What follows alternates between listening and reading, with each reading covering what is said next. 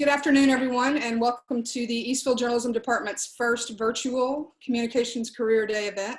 My name is Lori Dan, and I'm a faculty member at Eastville College, as well as the program coordinator for communications and journalism. I'm also the faculty advisor for the award-winning Etc. student media organization, which all 5 of our guests worked at while they were at Eastfield, and all of them were actually editors of the paper. So I'm sure they can all speak to the experience that they got while they were doing that. So this is an annual event that we usually do in the spring as part of the Literary and Fine Arts Festival. Obviously, it's a little different this year. Because of social distancing and those kinds of things, we are having to kind of streamline our event. Normally, we would have professionals from all types of communication careers. We usually bring in journalists from newspapers, magazines, radio and television stations. We also have PR, advertising, marketing, and digital media professionals. So if you're going to be here next spring, just know that that always happens in April, and we will be doing that again next year. But this time we are streamlining things, and we're talking to 5 former Eastville students who are now working in the professional news media, which I personally think is more important than ever right now as we're going through this pandemic, that we get information and that we know what's going on in the world. Okay, so obviously it's a difficult time for journalists to do their job, but all 5 of these folks are doing it every day. So I'm going to introduce you to our guests today. Guys, as I introduce you, if you'll just kind of give a wave so people will know, I guess you have your names there, but you can still give a wave just because it looks cool. Braulio's already done it because he's Braulio. So our guests, James Bright. James is the general manager of the Texarkana Gazette in Texarkana, Arkansas. He attended Eastfield from 2006 to 2008 and has worked as a managing editor, general manager, advertising director, and regional publisher for newspapers in Texas and Oklahoma, and now Arkansas. He was also editor of the Etc. as well as the East Texan at Texas A&M Commerce, and he interned at D Magazine. James Hartley. Hello, James, is a reporter for the Fort Worth Star-Telegram, which happens to be where I worked before coming to Eastfield. So shout out to the ST, the Startlegram, as some people call it. James was hired at the Star-Telegram after his internship there, which is great. You know, if you make an impression, you can sometimes get hired by the people that you're interning for, which is really cool. And he also did an internship with the Tyler Morning Telegraph before that. He was the 2018 Texas Community College Journalism Journalist of the Year. And that's what got him the Tyler internship. So that was really helpful in his career path. He graduated from Eastfield last spring and is now attending UT Arlington while he's working full time. Pretty cool. Parker Ward. Hello, Parker. Parker is a page designer and copy editor at the Longview News Journal. He attended Eastfield from 2014 to 2016 and went on to UNT, where he was the design editor of the NT Daily, another award-winning publication. He also interned at the Dave Campbell's Texas Football magazine. So if we have any sports fans out there, Parker can talk to you about what that was like. Braulio Tellez, we already saw him flexing earlier. Braulio is a part-time page designer and copy editor at the Dallas Morning News. After leaving Eastfield in 2015, he worked as a reporter, photographer, and design and copy editor at the Shorthorn, another award-winning student media publication, at UT Arlington. Aria Jones. Hello, Aria. Aria is the news desk editor at the Daily Texan at UT Austin. She graduated from Eastfield last spring and won the Buster Haas Minority Internship Award, which is a highly coveted award, very competitive. And that gave her an internship at the El Paso Times, which she'll talk about shortly.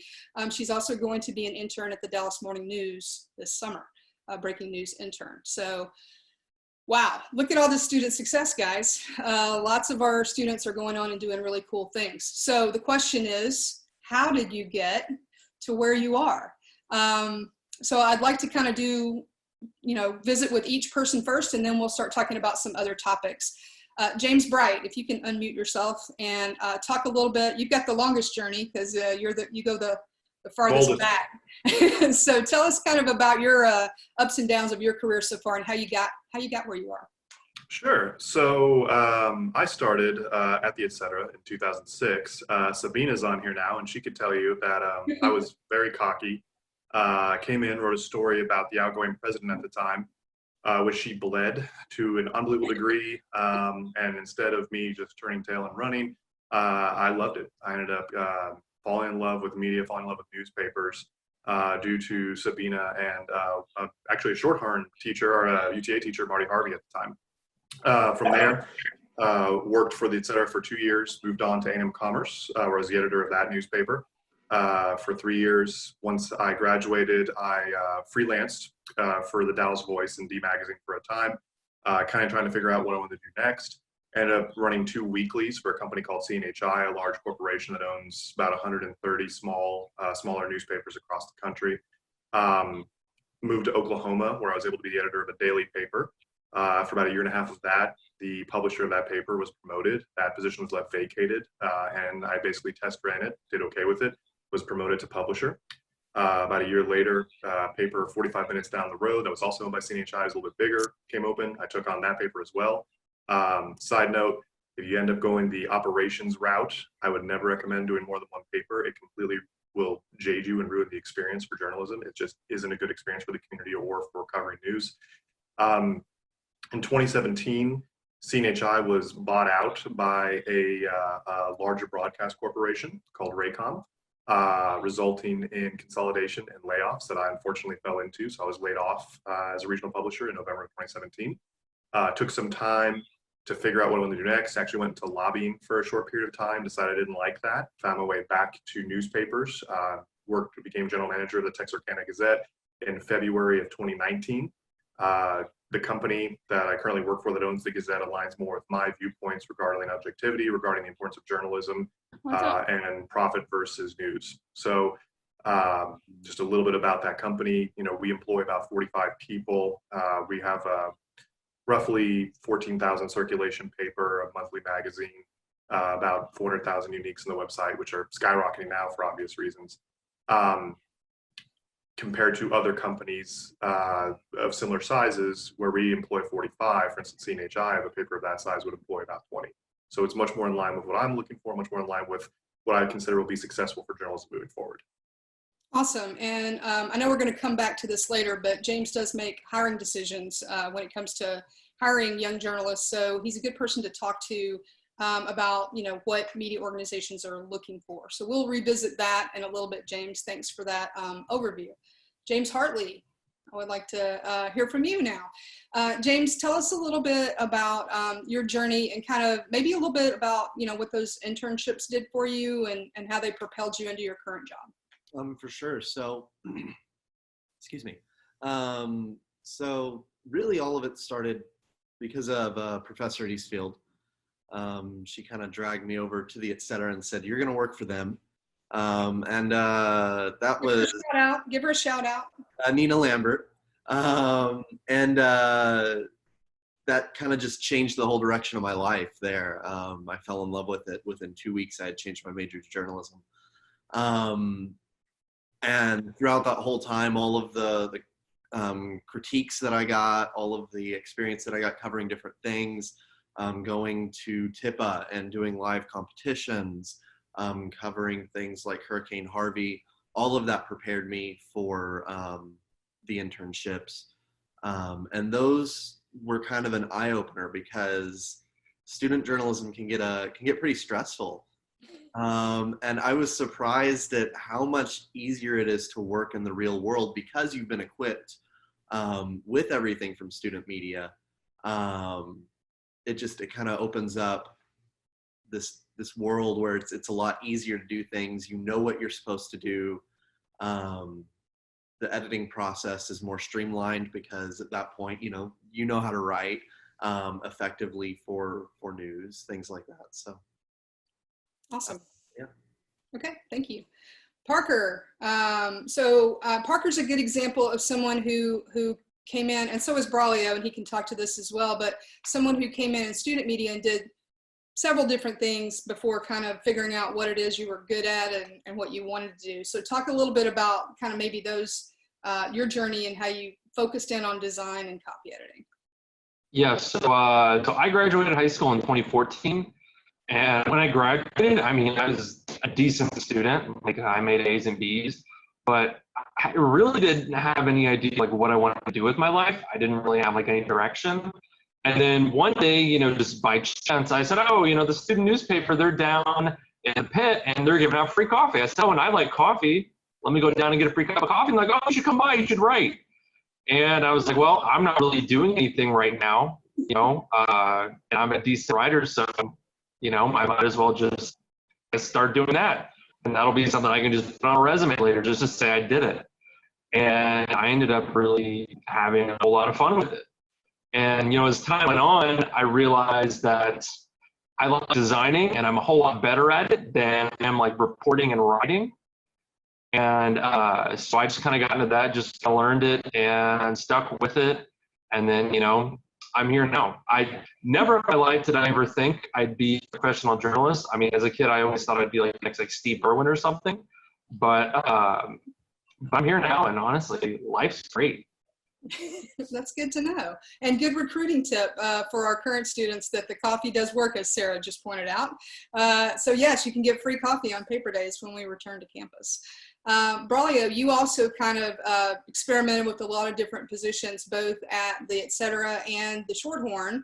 So what kind of led you into focusing more on design, and what do you like about it?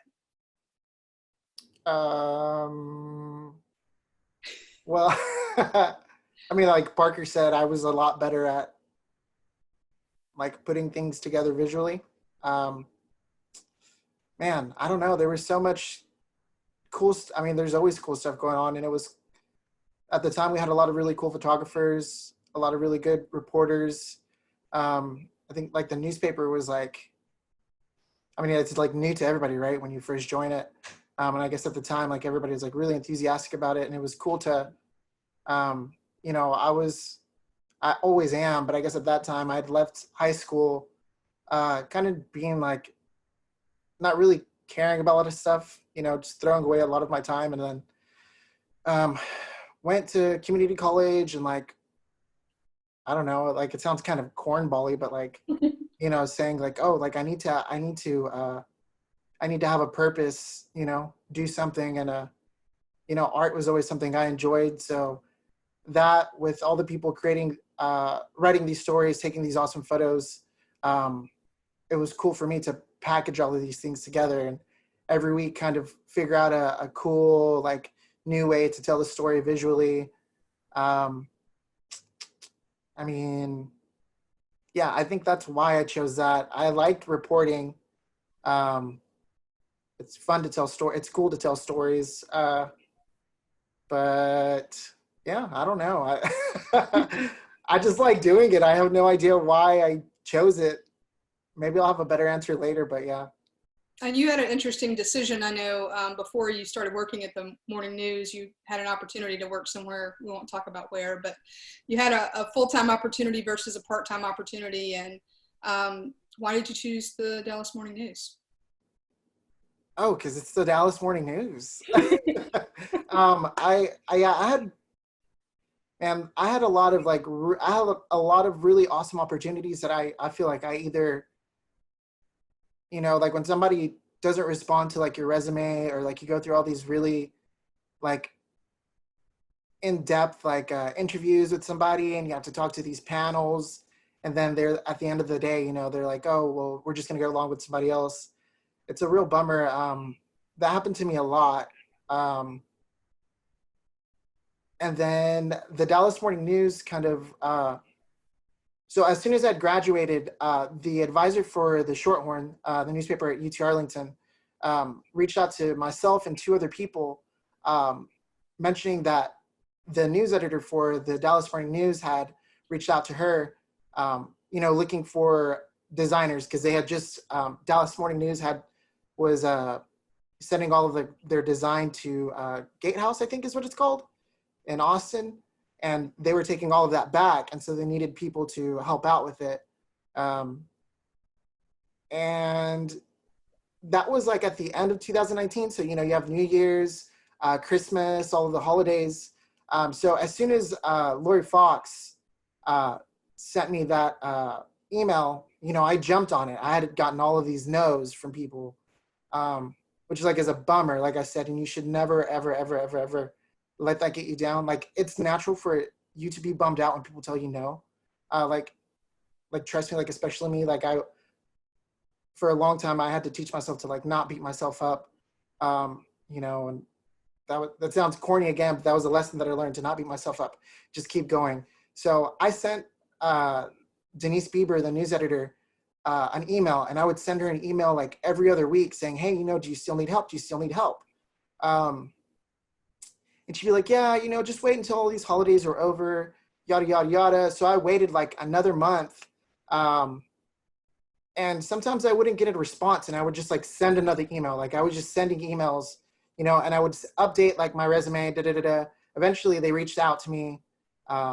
She reached back out to me and was like, okay, meet me up. She called me like, I work at a restaurant, and called me like at 12 o'clock at night, like on my drive back home from like a late night shift, and was like, yeah, show up at the Dallas Morning News on this day. And like, just like introduced me to like the entire production staff. And so it was kind of like, you know, I wasn't prepared to like, I guess like they call it like selling yourself. And so, you know, I don't know, I tried to talk myself up. I think a really good portfolio and a resume kind of helped me out. And then the gift of gab, which obviously I'm not showing off right now, but You're doing great. yeah. And then after that, they were just like, yeah, show up tomorrow and we'll get you set up with like paperwork. And then it took me like a few weeks to get in. But after that, that's where I'm at now. And I didn't, you know, I'm probably not the best example. I might be the best example, or not the best example, but a weird example of like a way to get into like a newspaper. I didn't have an internship. Like, you know, I did a bunch of random things, but I stuck to one thing, and I worked my ass off to do that one thing well. And Yeah, I got the job. I think what you know, a couple things you pointed out that are important for students to know is the connections you make in college can be very important, right? Without Lori Fox like making that connection for you, then that doesn't happen. Without, you guys mentioned before, TIPA, having that experience and learning how to, the pressure of turning something around so quickly, all those kinds of things, experiences, they help prepare you for that. And that gift of gab probably came from your reporting, right? Yeah, oh yeah, I'm being like the loudmouth kid like my entire life. You know, I didn't have to like deal with people. I guess like everybody who's been a reporter at some point, you know, you have to like kind of like small talk on the fly and you know, keep things in the back of your head. But yeah. Awesome, thank you. Mm-hmm. Aria Jones, talk to us a little bit about, I know your journey is still really just kind of getting underway, but you had quite a summer last summer in El Paso. You want to talk a little bit about that and what's coming up for you? Yeah, so I know things kind of happen really fast for me. I took my first in-person journalism class, and that same semester I joined the paper. The next year I was editor-in-chief. And I just started taking chances. I applied to a lot of stuff. And a lot of the things that I applied to, I didn't get. So I was really excited to get the internship in El Paso. I think that my time at the Et Cetera particularly really helped me, just because you have an opportunity to learn like all the different things about the newsroom, right?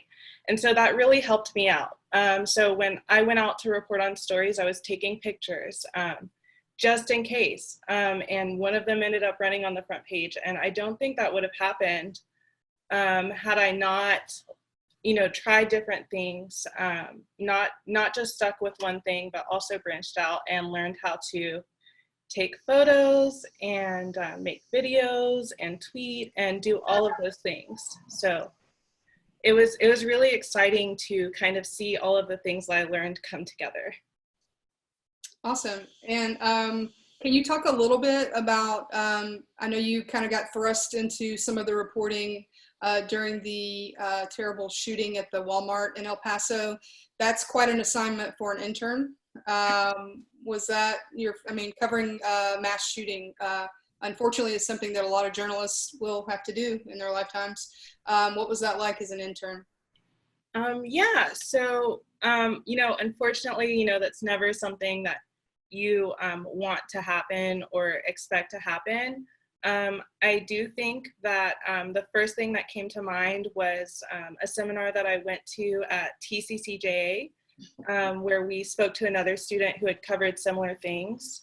And so, I think the biggest thing is that you really realize kind of why you do what you're doing, right? Your main objective is to get people information that they need, and tell their story as accurately as you can. And so that really becomes like the main focus, the driving force behind everything. But yeah, it was hectic, long days, very, very long days after that, and lots of fact checking, and combing through social media and picking up the phone and calling people and finding out. So yeah. Okay, great. Thank you very much. Okay, so now just kind of opening it up to talk to the five of you guys a little bit about how the current pandemic is affecting journalism. James, you touched on the fact that viewership is way up, and I think we're seeing that across the industry, that lots of people are reading news. You can't get enough information. You want to know what's happening in your community, and you want to know what's happening in the world. But at the same time, I imagine as a general manager, you're also struggling with the fiscal side of it and the economic side of people who are not working, and that's advertising dollars for you as well. So can you talk a little bit about how things are going in your neck of the woods, I guess? Yeah, it's interesting. We got lucky, I guess, in some degree. So we increased the cost of our single cell copy newspapers on March 2nd. We were going to do this no matter what. This was planned by 50 cents. So it's $1.50 every Monday through Saturday, $2 on Sundays. And when you do these, you go down these roads of anything operation, build a litany of spreadsheets of what could happen if we lose 25% volume, if we sell 50% less units. How's that going to look? How's it going to affect? Where does rubber meet the road with revenue? Thankfully, we've hemorrhaged maybe 16% volume, which is significantly lower than our high estimates and what we were estimating. So it's producing roughly $15,000 of additional revenue a month for the paper. We're sitting about $12,000 of lost advertising revenue between preprints and just general retail ads, which you would see in the paper, in April. In March, we only lost about $4,000. We actually had a really killer March financially. May is kind of a big question mark. A lot of our preprint customers, which are your big box stores, things like that, I'd say about 80% of them plan to run in May. But that being said, they could pull a week before. They could just choose not to ship their inserts to our dock. So it's a weird logistic dance right now of saying, hey, as it looks right now, no, we're not going to do that bad. But in 2 weeks, I may have to readjust our financial projection and say, never mind, we're screwed. To combat that, we offered voluntary furlough to anyone basically in the company about 2 weeks ago, and we had half a dozen people take advantage. Editorially, we only had one person take advantage, so that hasn't hurt us too much as far as our coverage goes. But we know the people that took advantage were your business office people, classified person, classifieds. At some point it's going to be gone completely, and it's on its way out now. Our entire digital marketing arm, which sells on annual-based contracts, took furlough, which is really helpful to us from both a commission standpoint, expense-wise, and from revenue standpoint. So we're in a little bit of situation that I don't want to, I get nervous talking about this because everyone else is, we're losing 80% of our revenue, and we're looking at long-term, reducing days. We are kind of just washing at the moment. But that could change tomorrow. So, we're kind of constantly doing best case, worst case projections and then planning our financial picture accordingly. Great, thank you. And I know as a former journalist myself, like all the reporters in the room don't really want to think about that financial side. It's kind of scary. We know that the Dallas Morning News had pay cuts, and we've heard about what happened at the Cleveland Plain Dealer, and it's scary, I'm sure, for everybody. James, talk a little bit about reporting during the pandemic. What is that like? What adjustments have you had to make? I know a lot of you guys are all working remotely. Probably everyone is working remotely at this point, but James, what's it look like for you as a reporter? So I already worked remotely a lot of the time since I'm at UTA. But it is different because I'm not going to city council meetings. City council meetings are virtual now, which really, it makes it more difficult to get sources on the spot, because normally, you know, I can walk up to the city manager right after the meeting and ask for clarification on something, or the city attorney. And I can't do that right now. So when they're talking about ordinances for COVID, things that they're doing for that, some of that has changed. I'm having to arrange for a phone call immediately after the meeting, things like that. But I'm still going out. I'm still, you know, venturing out into the world for reporting at the same time. Tomorrow night, I'm going out to downtown Fort Worth because there are bars that are going to open up against state, county, and local orders. And there's actually someone, I think it was the person running against Kay Granger, is one of the people leading a pub crawl throughout this area. And so I'm going out there to cover that. I went out to cover a food bank that was doing a drive-through thing, stuff like that. So there have been some changes for the rest of our team, I think. But for me, a lot of things feel pretty much the same, except for the fact that I'm stuck in the house most of the day. I did go out and buy a bike. That helps, getting out and riding my bike every day. But communication is definitely different, though. I'm used to, you know, just getting a text from my editor or call from my editor when I'm not going in. And, you know, sometimes I will go in about once a week when I'm able to, you know, when school isn't too busy. I'm not able to do that now. No in-person meetings with my editor. So that's definitely a strange thing, only talking to my editor and other reporters over the phone or through Slack, stuff like that. Yeah. Okay. Aria, I know you're you know, a news desk editor at the Daily Texan at UT Austin.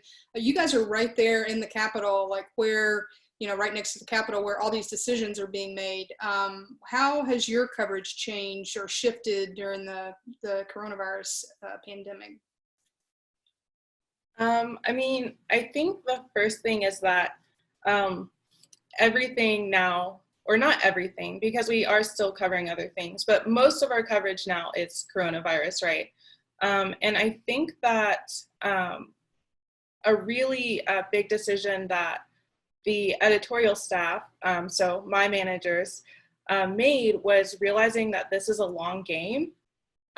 So this is very different from anything that we've ever covered, because most things are a little familiar. You've seen it before. You've seen, you know, weather, for example. But with this, there's not a definite end date.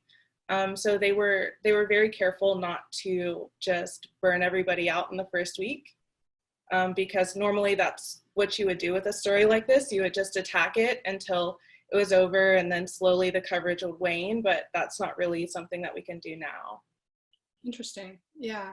I'm sure Sky is wishing he could have those resources so he didn't burn everybody out, covering it right away with the et cetera. I mean, I think there was still some of that. I mean, yeah. I think that we definitely wanted to. That's your first instinct, right? Is to just, you know, stay up all day, every day, to cover this thing. But it really has taken, I think, like a different level of like research and kind of like seeing where you think the chips may fall, but you're really never sure. So yeah, I think just pacing. I think that the management team at the Daily Texan really did a good job of setting the pace early on. Okay, great, thank you.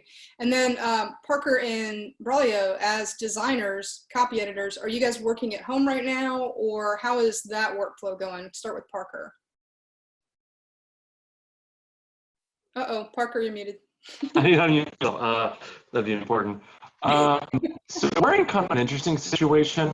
So I work for the Longview News Journal technically, but we're owned by M. Roberts Media, which has the Longview News Journal, the Tyler Morning Telegraph, Marshall News Messenger, Victoria Advocate, Panola Watchman, and I'm forgetting one more. Oh, Kilgore News Herald, all 6 of those papers.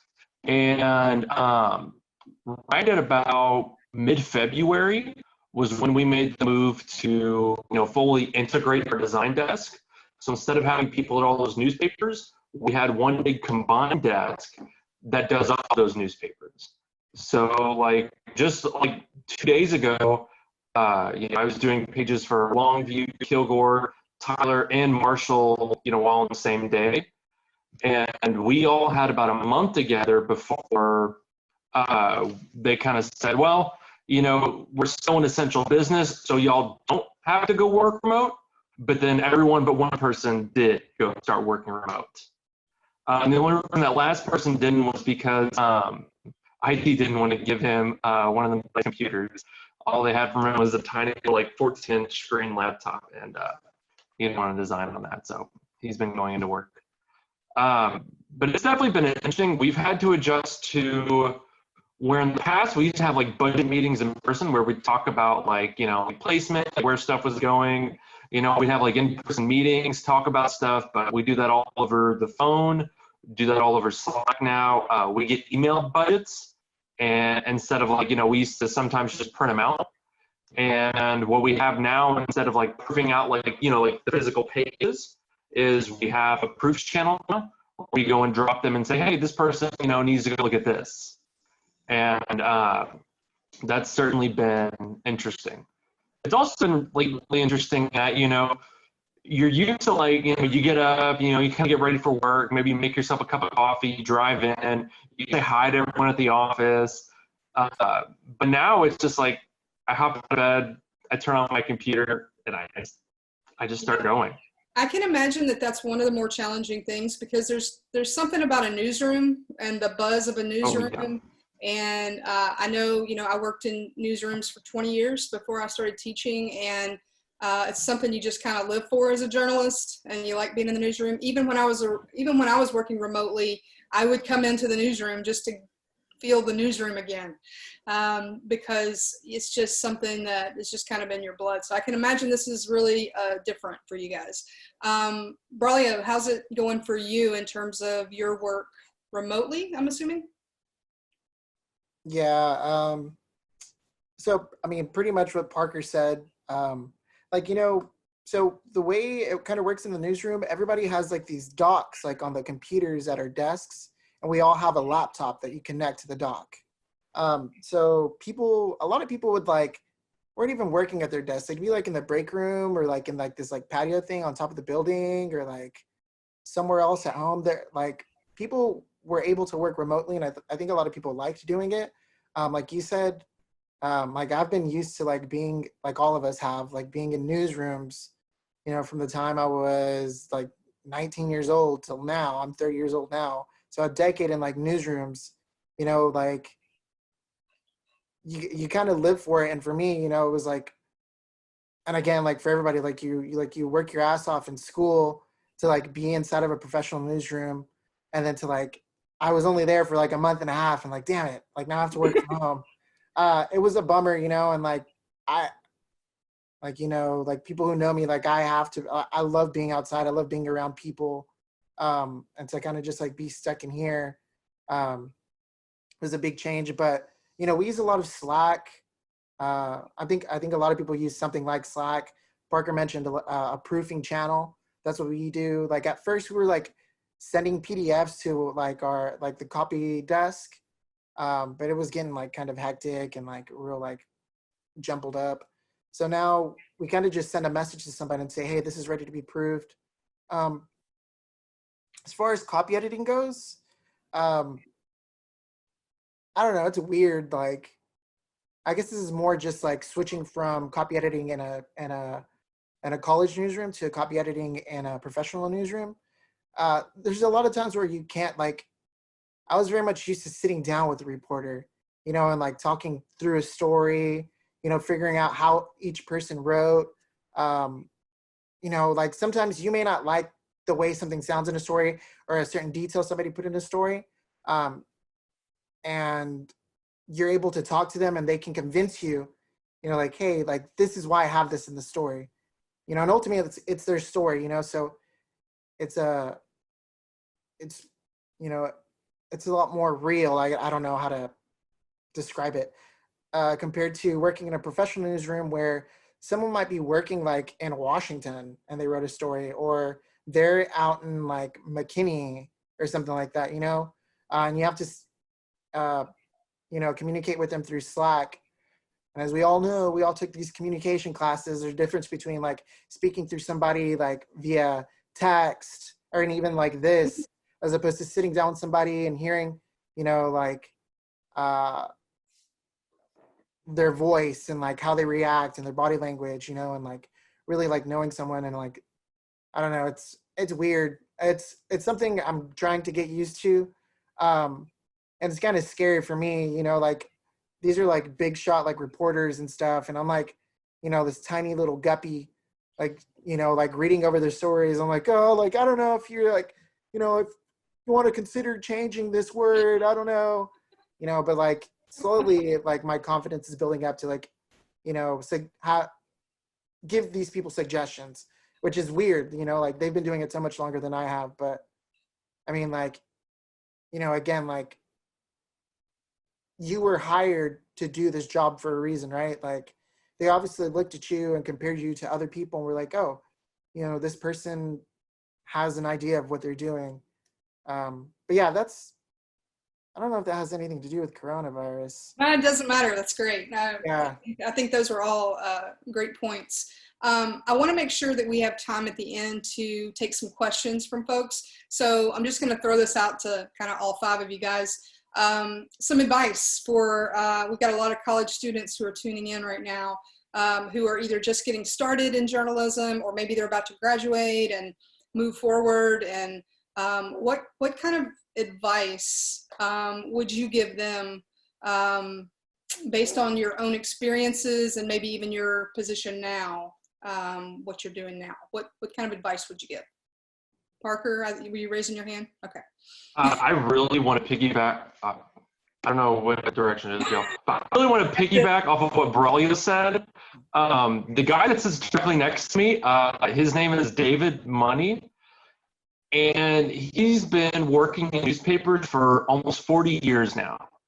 According to him, he retired like 5 years ago, but after the financial crisis hit, he got laid off, and that messed his retirement. So now he's starting to build it back up. But I just sit next to him. Our old copy desk chief had, I think, like 25 years experience in journalism. When we had the folks working at the Tyler Morning Telegraph move over to Longview, they both had nearly 30 years experience working in journalism. So when me, a kid barely 2 months out of college, started at that job, I was a little intimidated. And I kind of had to do what Braulio said, like just reminding yourself every day that, you were hired for this job. They wouldn't hire you if they didn't think you couldn't do your job, Yeah, that's a good point. Yeah, and Parker, you're breaking up a little bit, but I think we got the gist there. And you're going to work in newsrooms where you're the new kid on the block, right? I mean, your first job, there's going to be people who've been there forever. But if your job is to edit copy, you're going to have those conversations. So great. That's a really good point. Other advice? I would touch on that too. And when I took on the Gazette, one of the things, we have a large newsroom, and a lot of our journalists are legacy journalists, have been there for, 10, 15, 20 years.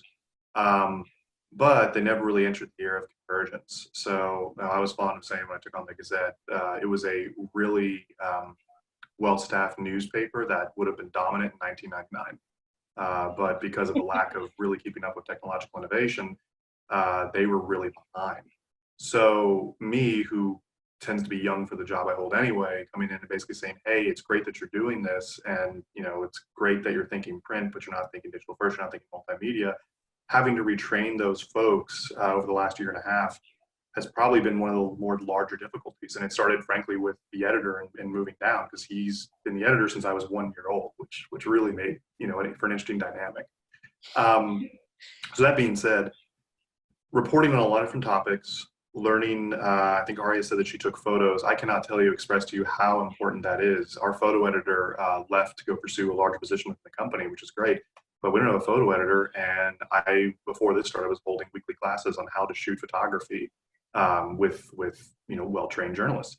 So learn video, learn photo, learn design, make yourself as marketable and as diverse in your abilities as possible, and you'll be much more appealing to people like me looking to hire. Great. And I know that multimedia was really important for both James and Aria. So James, you want to talk about that? Your internship was a multimedia internship with the Star Telegram, correct? It was, and with Tyler as well. One of the big things is just being open to doing a story in any kind of format.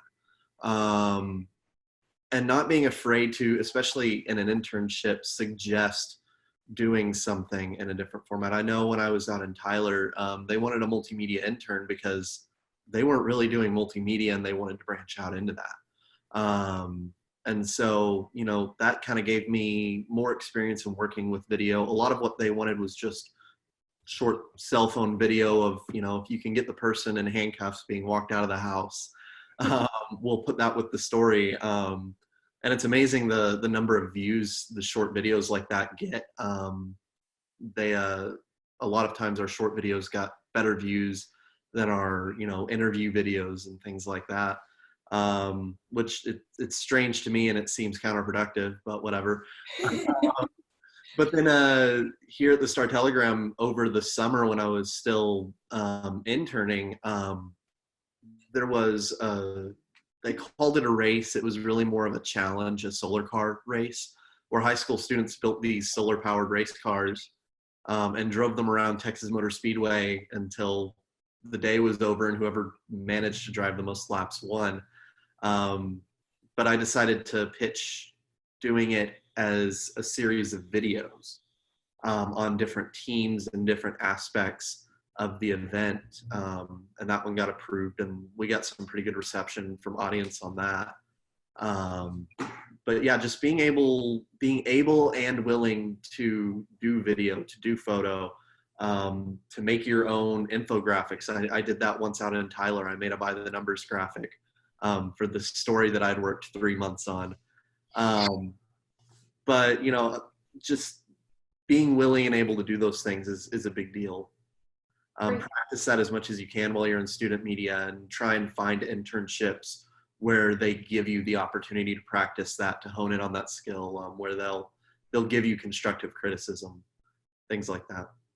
Awesome. And Aria, I know when I spoke to your editor in El Paso, he said, if she wasn't going to UT Austin, I'd hire her today. And one of the reasons why he said that was because of your ability to do things like multimedia, photographs, things like that. Talk about how you use that in your internship. Yeah, so first of all, speaking of intimidation, the editor that hired me sat me at a desk with all of the editors. So they all sit near each other. And so I got seated with them. So I felt like that could have gone a completely different direction. And I could have just been really nervous and not talked to anybody. But I did. I asked them lots of questions to kind of figure out, what a story is going to look like. And then, with those skills, I was just always willing to do that. It just really depended on whatever they needed, whatever the story needed.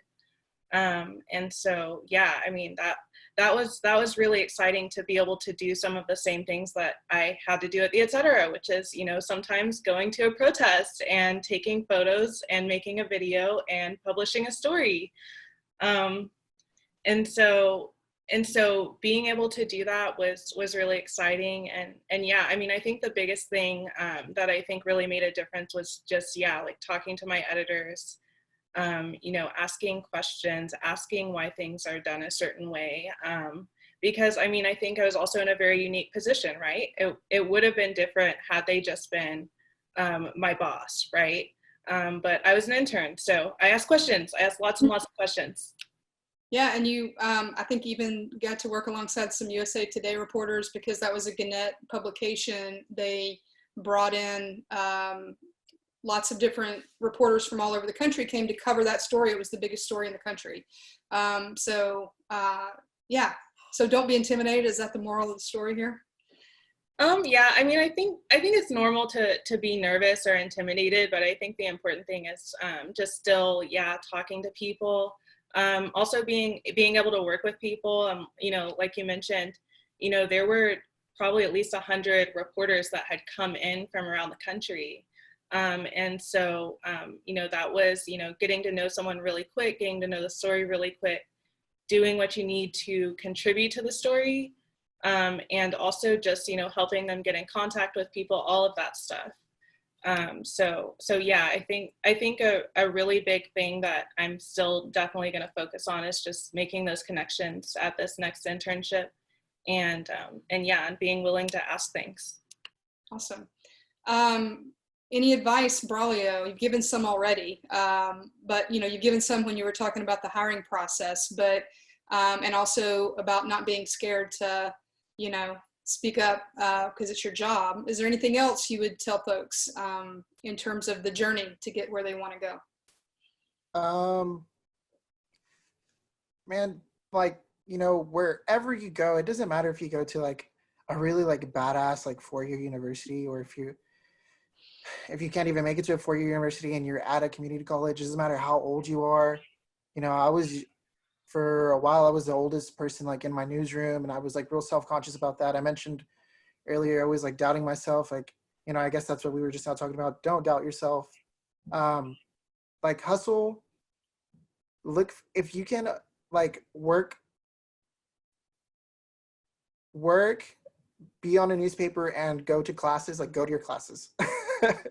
Don't screw up school. You need a diploma, first of all. But like, if you don't have, like, I don't know if this is like, I should say it, but like, I'm just being honest. Like, if you don't have time for an internship, like, you know, I had to work like 2 jobs and go to school and be on the newspaper. Like, that was super hard, you know? Stuff at my house, like when I was younger, was not always easy. I couldn't have an internship as much as I would have liked one, just to like escape like the stupid stuff that was going on at my house. I didn't have time. But like, I dedicated myself to the etc. first of all. And like, I don't know, like, treat that as your internship. I know that's kind of weird. I don't know. And then if you do get to go to a 4-year university, like, treat that as your internship. Hustle. And when you get the opportunity to go things like to like TIPA or TCCJA, like, treat those as like your proving grounds. You know, competition is super healthy. Don't be scared. You know, just because somebody goes to a better school than you, or somebody you play second, that doesn't matter. Like at least prove to yourself that you can work next to people that go, like I'm saying, go to these big universities, or, you know, have all these awesome internships. They're no better than you just because they have those things. You know, you may just not have had those opportunities, but any opportunity you can get to prove yourself, or to like, I guess like, what is that saying? Like, you know, sharpen your teeth or whatever, like, do it. You know, like, obviously like getting internships is like badass, and you get to like be alongside like these like seasoned reporters and being like these amazing newsrooms and get experiences that you may not get just being in a 2-year or 4-year newsroom. But that doesn't mean that you can't be just as good as those people. Yeah, don't get yourself down. And yeah, just like, I don't know, like, I don't know how to explain like what it means to like, if you fake it till you make it, I guess. I mean, don't like, you know, obviously don't like fake stories, but I mean like, Thank you. like, work as hard as you can. And if you don't have like the things that the people next to you do, that you don't have the things that people next to you do have, act like you do have them, you know, act like you are just as good as them, because you are just as good as them. You know, like, when we got into the, like, when I first joined the etc., like our newspaper was like about to be like canceled. Like the etc. was about to be canceled. And then Lori Dan came in and like, you know, shot life into us.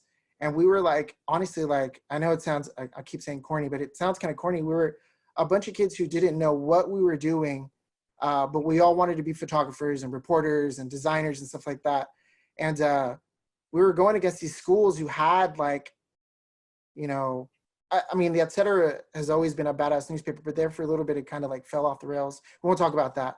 But like, you know, it got brought back to life, and we had, you know, we were like getting to go to like TIPA, and we were like getting first place, you know, against these schools who were like known for being really awesome, you know, and like we're like, oh, we're just the et cetera. We're just like these like, you know, we don't even have enough money to like do whatever, you know, we don't have an ad rep or anything, you know, and it slowly like, you know, we would get all these things, you know, because like we believed in ourselves, you know, we didn't, you know, we did compare ourselves to other people, but we told ourselves, and, you know, with really awesome, you know, mentors like Lori Dan, Sabine, which is, she's still here? Yeah, there she goes. Yeah. You know, they helped us out, and they, you know,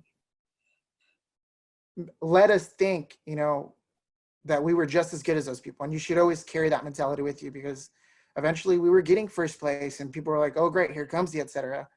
You know, here come, you know, we were winning really awesome accolades, and like awards, they're cool. You know, like you shouldn't like strive for them and just write stories and take photos and create pages and work with your teammates just to get those. But like, they're signs, you know, that you're going in the right direction. Yeah. They are just as good as those people. Yeah. And I think that that's what we all love. And Beth's here too. So you might want to give a shout Oh, there out. she goes there. Because I'd like to piggyback on what you just said. So in 2015 and 2016, I was a judge for TIPA. I had to judge some of the et cetera stuff. And frankly, I talked to Fred, who runs TIPA, and said, you know, I would pick the et cetera, but I feel like I'm being biased. And I brought in someone who was impartial and had him look at it, and he also picked the et cetera. So you had a harder road in 15 and 16 and still won on the competitions I judged. You probably won some of those awards, Braulio. But what I like about TIPA is that at TIPA you're not broken down into 2-year and 4-year schools. Everyone is mixed together, and you're broken more into like kind of enrollment and the size of your program.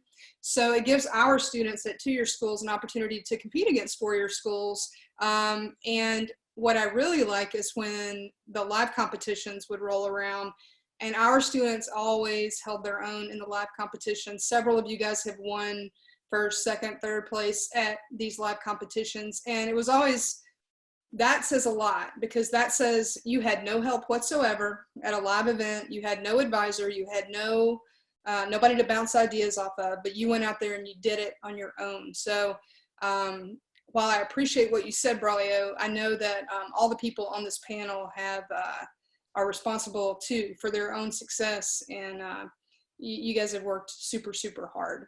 So what I would like to do now, oh, one more thing, James, just like what you're looking for in a new applicant right out of college, besides multimedia experience. Yes. So I always look at, so I've said this now for going on 10 years, I've been in a position to hire people. I look at whether you worked for student media over grades. If someone has a 4.0 GPA, but they've only written a story for a class, I probably won't even call you.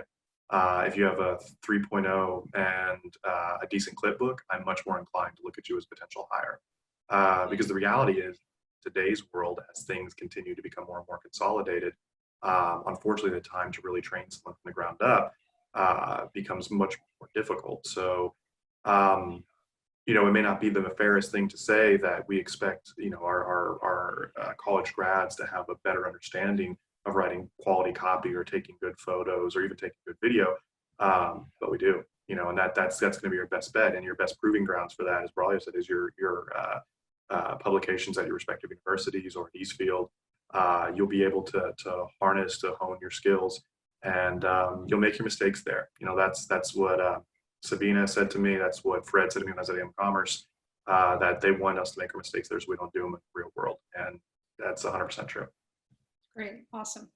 All right, well, what I'd like to do now is open it up for questions. And for some reason, the hands up is not working, but if you can either make yourself visible and raise your hand, or if you can say something in the chat, I would be happy to ask the question on your behalf.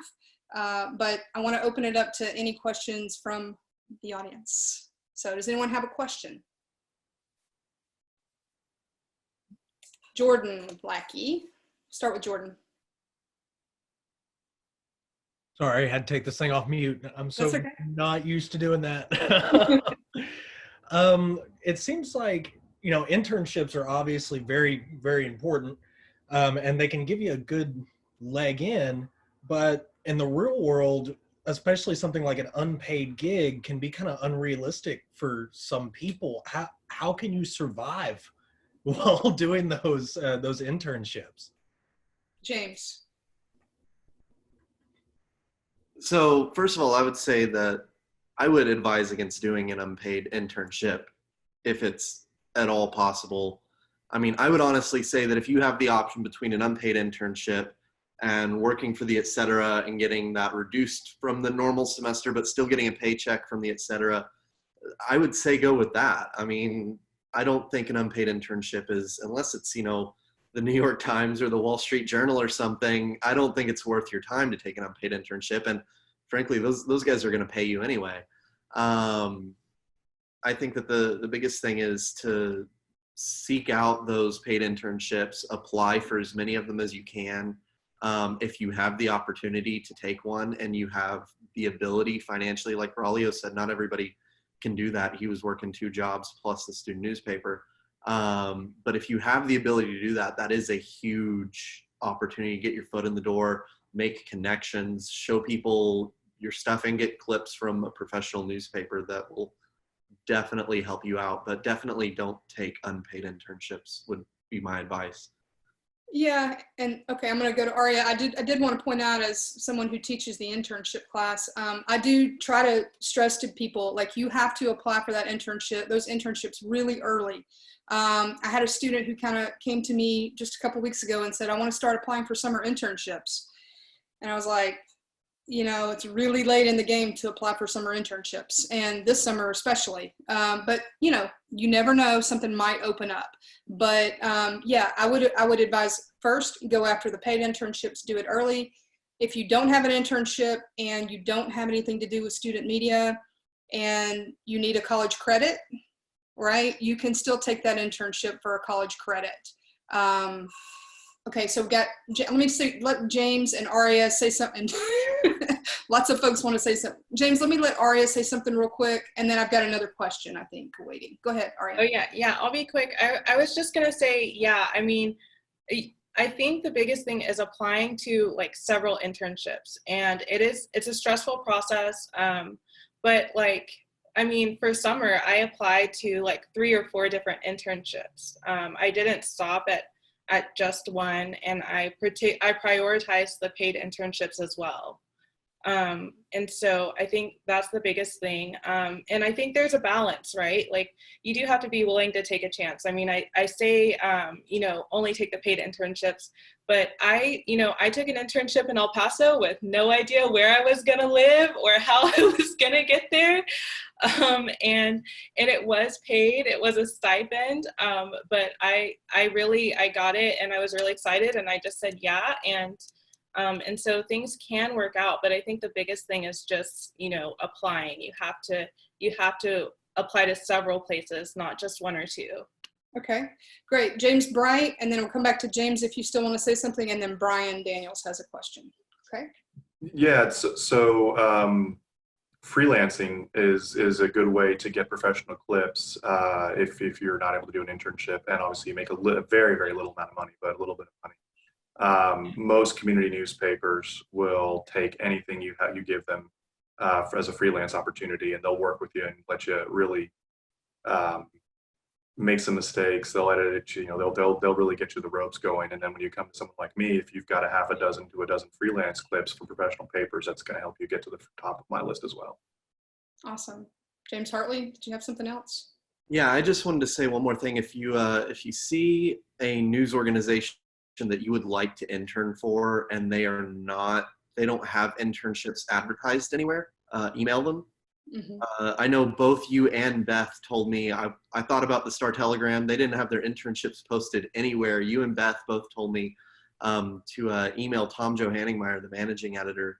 And I sent him an email and I ended up getting an internship from that. So definitely if you see a news organization that you want to work for and they're not doing that, send an email to their managing editor or to their editor, depending on the size of the organization. I know Houston Chronicle did the same thing. They didn't have their internships posted anywhere.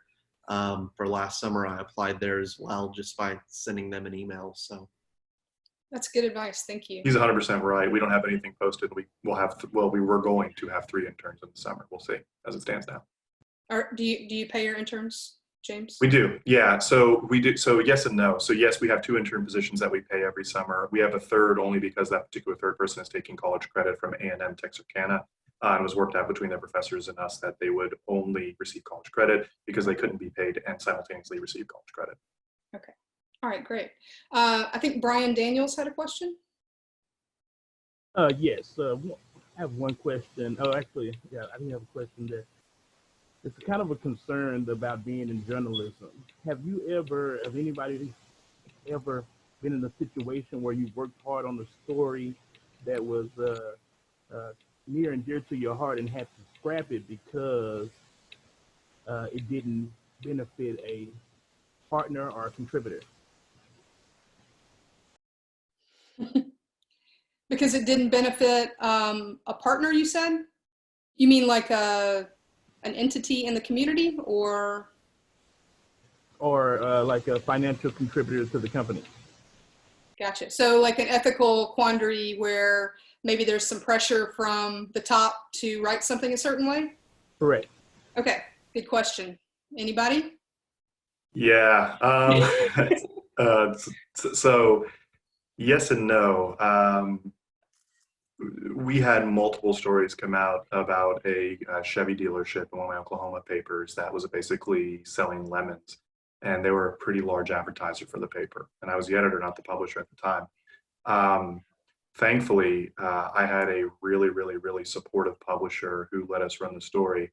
But before we ran it, that story ran up, 4 or 5 different chains before we actually published the story and made sure that we had all our P's and Q's crossed. But generally speaking, if you had a publisher or an editor who kills a story because it's going to negatively impact an advertiser, and it's a good story, it's quality, it's accurate, it's ethical, they don't belong in that position.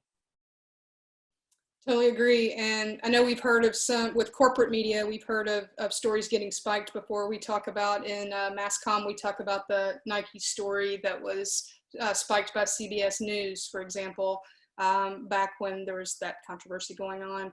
So certainly that does come up from time to time when money is involved. So that's a good question. I personally did not ever have to deal with that as a journalist, except when I was a managing editor at a smaller paper, a twice weekly paper. And again, it's those like in a smaller community, I think sometimes you get more pressure on publishers to not run stories. So, okay, good question, Brian. Anyone else have a question? I do. Okay, Scott. It's for James Bright. I remember you talked about you did some freelance work at the time. I was wondering if you could just kind of walk some of us through how you pitch ideas whenever you're working as a freelancer and kind of just how that whole process works. Yeah, so I'm going to drag Sabina into this. So when I was 19 years old, we had a guitar festival at Eastfield over the summer, and I covered it because I was doing the summer work, and said, hey, I think the Mesquite Star, I think was the name of the paper, this would be interesting to them. And she had a connection, and then she set it up, and they ended up running it. And that was my first professional clip, was a story that ran also in the Etc., but also ran in the Mesquite Star. And it was because Sabina had that connection with someone at Mesquite. They were owned by a company that had owned a group of weeklies, one in Rowlett, one in Mesquite, one in Plano. So once I got my foot in the door of Mesquite, it allowed me to kind of explore different story ideas in different communities around DFW. So if I saw something in Rowlett, which is where I live, I would pitch it to the respective Rowlett editor. If I was in Plano and I thought this was an interesting story idea, I'd pitch it to the Plano editor. So essentially, you know, the key was really just finding that contact, and then going forward, if I thought the story would be of interest, then pitching it. Now, you know, I was lucky in that Sabina had this contact. I'll tell you, man, if you email the editor or email even a reporter, they'll probably respond to you and say, yeah, here's our number, give us a call, and pitch us the story, and go from there. I know, James, I know you have a great example of that, so go for it. So first of all, meeting people, making connections is a great way. I got in D Magazine with a story about llamas. Because I met the executive editor at Communications Career Day, and just send her directly an email. It didn't have to be a formal pitch or anything. Just let her know what I was thinking, and I might get something published. And I did that, and that worked out well. So connections come in handy a lot, especially with freelance. Another thing, though, is just the Dallas Observer. They have the emails and I think the phone numbers of all of their editors on their website. If you just take that email address, send them informal pitches, you're likely, if you've got a good idea, you're likely to get published by them. They'll take, as long as you know how to write, and especially if you know how to take photos, they'll take your story. It's not the highest pay. I think I got $65 for a story and photos. Which when I looked at it after the fact and looked at how much I spent on gas to go to these different places and take photos, it may not have come out in my favor financially, but you know, that's great for clips. So if you're able to do that, Dallas Observer is definitely a good way to go.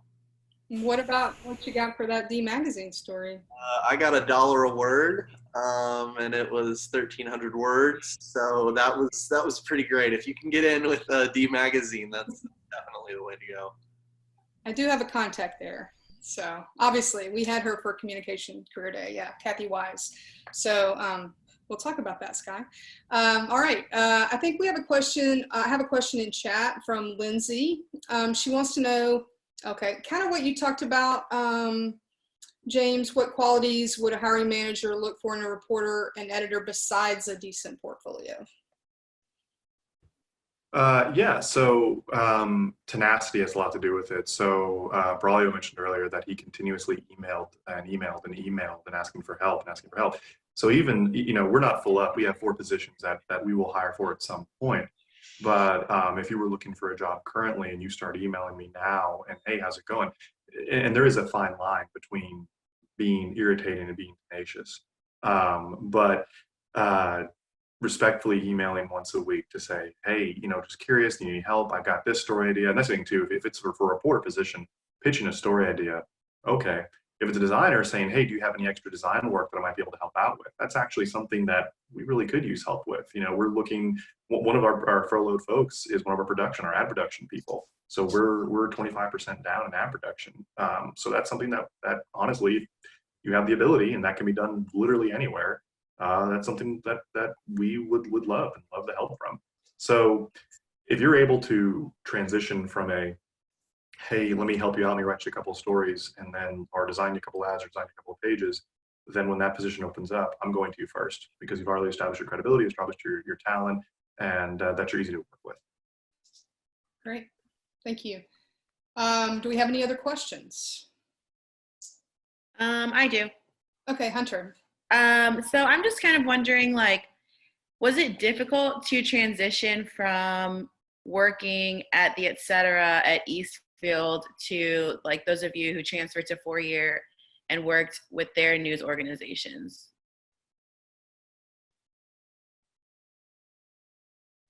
Parker.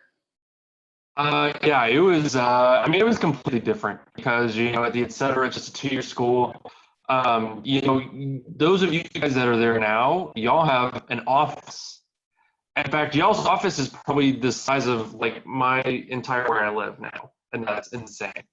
And we had just this little hallway when I started out, and I went from that to going and working at the North Texas Daily. They had this big, huge newsroom.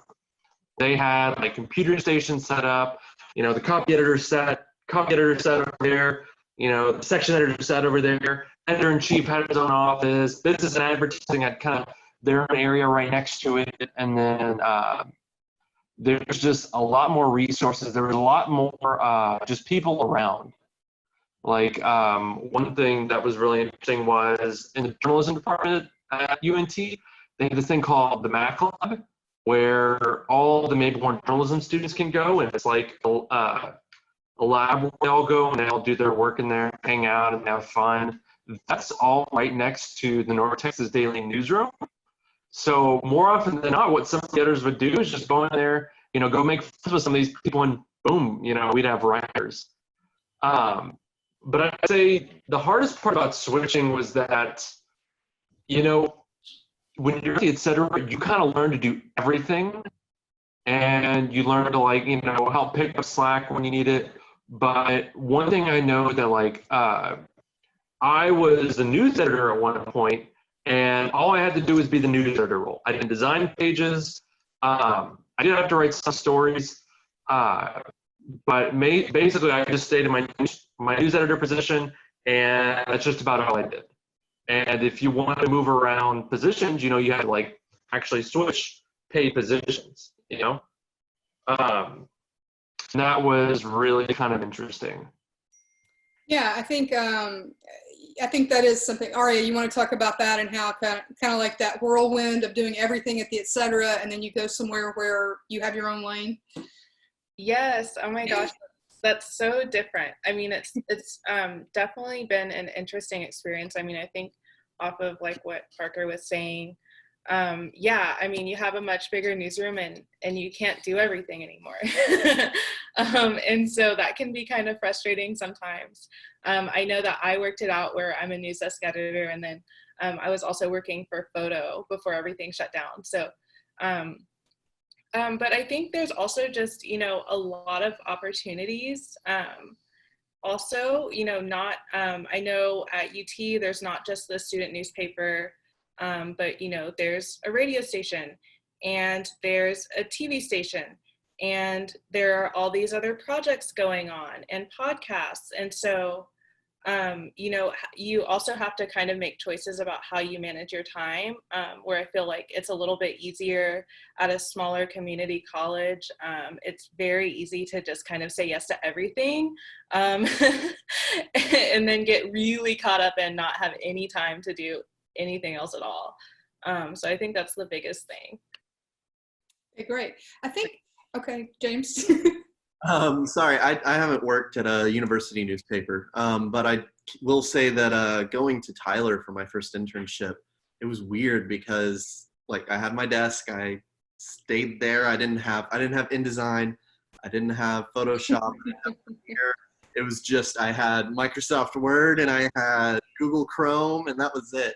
And I kept trying to find a way into designing pages or offering to do copy editing if the copy editors were out and there was a breaking news story or something like that, and then going to the Star Telegram, and just that's completely unnecessary. All I need to do is work on my stories, and when I'm done with my stories and there's that dead time, it's kind of you're looking over your shoulder I feel like I should be doing something right now, and I hope I don't, get in trouble for just sitting here, but it's completely, you get on Twitter, you start looking for, any news that might be happening, stuff like that. But it's definitely it's strange how weird it is to shift from doing everything to only having one thing to do, how difficult that is. You would think it would be easy because how to do all these different things and how to do them well because you've worked in student media at a community college where you do have to do all these things.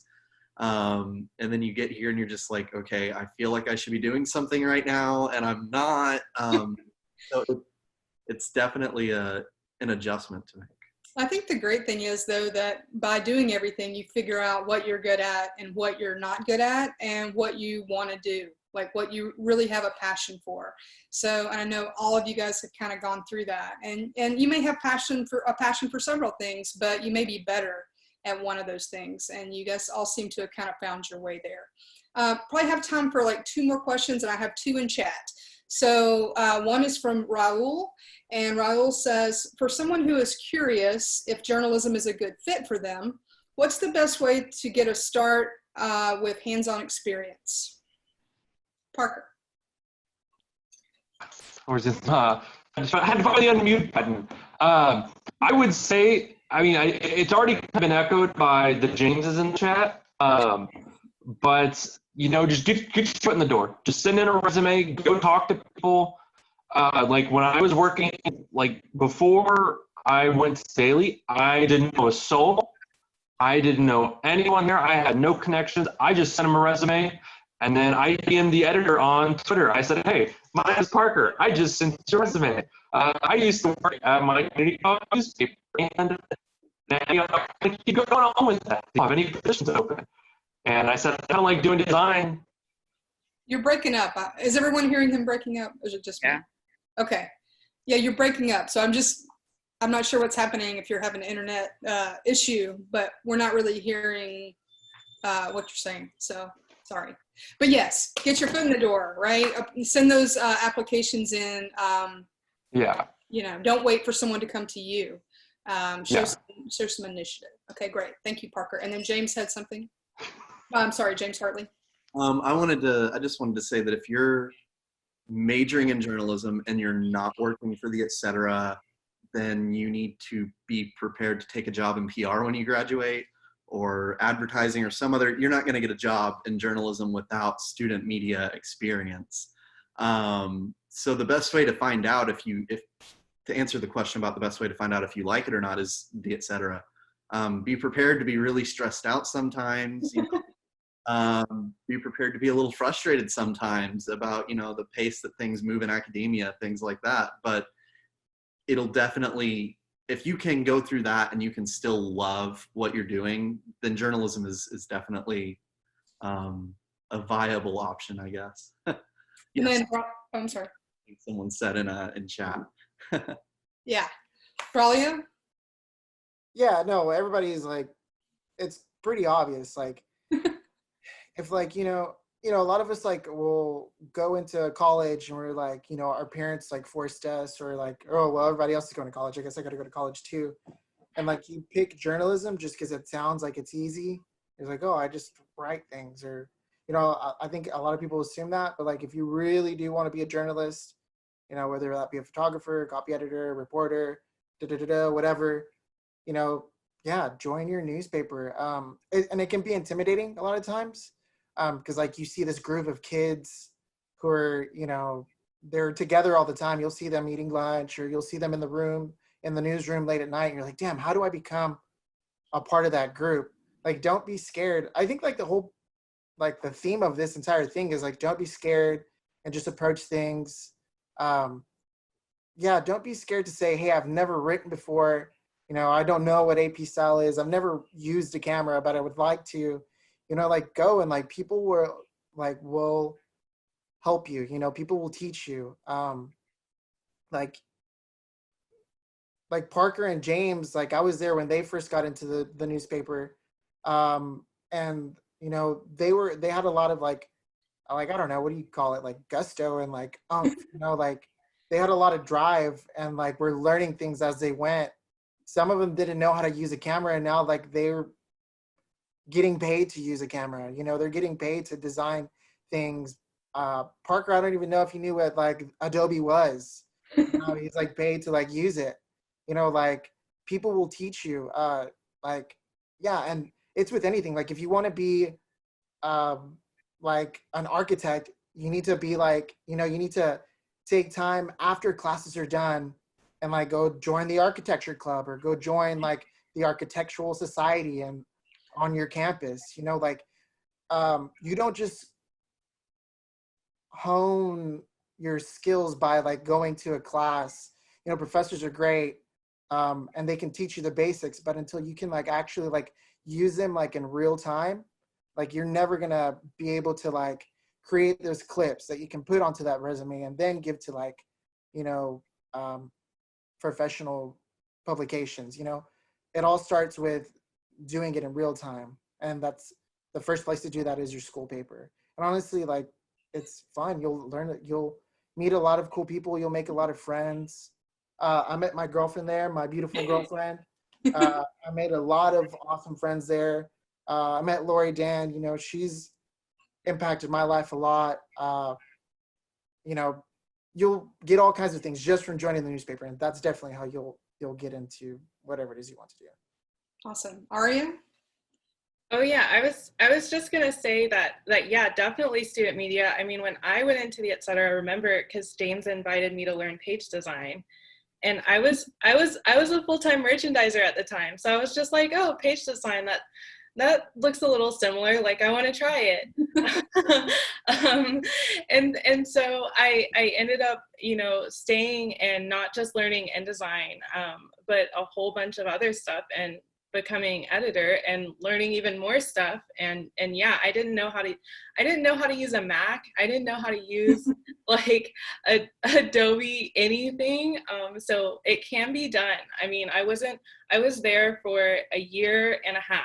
So don't be afraid to, you know, go into student media and just dive in and learn what you can while you're there.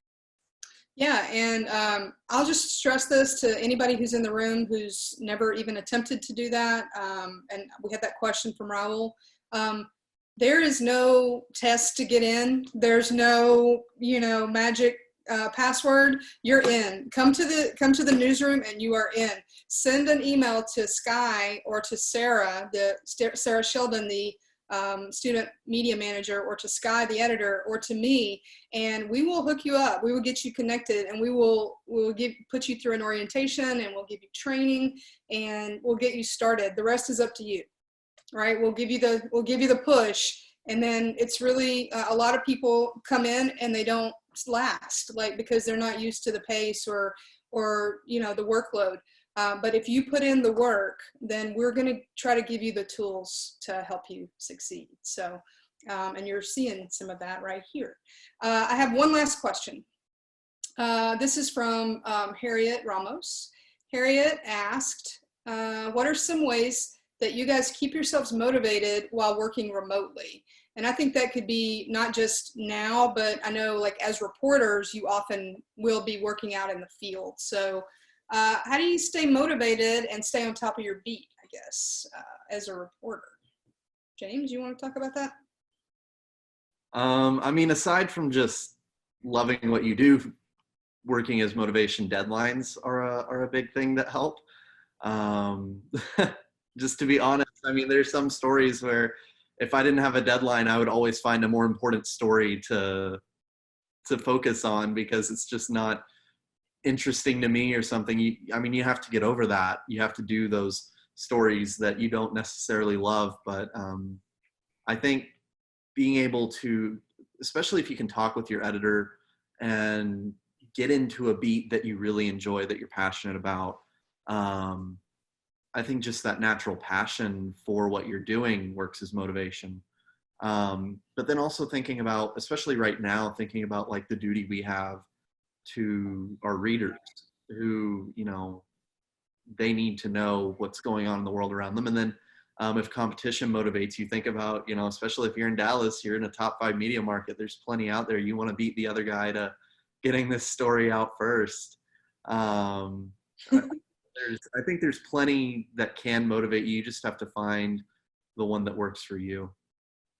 James, did any of the Star Telegram folks ever tell you about the war for the battle over Arlington between the Star Telegram and the Dallas Morning News for a long time, and how there were actual dog tags that people would wear about the war in Arlington? Hear about the dog tags, but I've heard about the war between the Dallas Morning News and the Star Telegram from Star Telegram reporters, Dallas Morning News reporters. A guy from NBC5 told me about it when I met him in the one. Everybody will tell you about that. Yep, exactly. Yeah, I heard about that a lot when I was at the Star Telegram. So competition, yes, you're going to learn about competition at college when you compete against other journalists, but then when you're out in the real world, and even in college, you're trying to break stories. Like you're trying to be the first people to report about it, especially if it's on your campus, right? You shouldn't read about something that's happening on your campus. If we're in Dallas, the Dallas area, something happens on our campus, I don't want to read about it in the Dallas Morning News. I want to read about it in the et cetera, and then let the Dallas Morning News read about it and the et cetera, right? So it's a practice ground. Okay, so we're just gonna wrap up here. So I know just anything anybody wants to throw out before we go. I know Braulio wanted to say something, and then Parker. You can let Parker go first. I forgot what I was gonna say. Okay, Parker.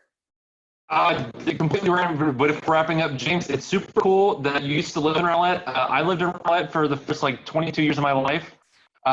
So that's super cool. Also, I keep myself motivated knowing that, you know, even though I'm working remote and I'm just kind of staying in my place all day, that on my off days, I get to go to the grocery store, get to get out for an hour or so, and get to walk around, get some fresh air. But then I also know that, you know, here in a couple months, things are going to go back to normal, and we are going to see what I think is going to be a stronger newsroom.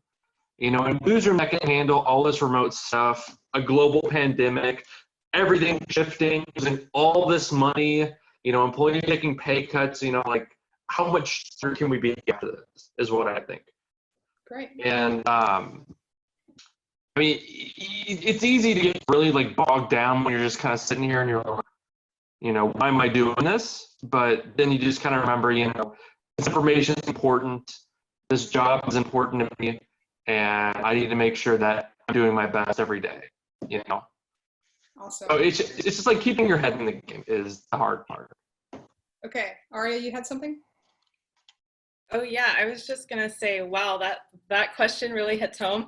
I mean, I've been working on mostly longer enterprise stories that take a lot of patience and research and sources.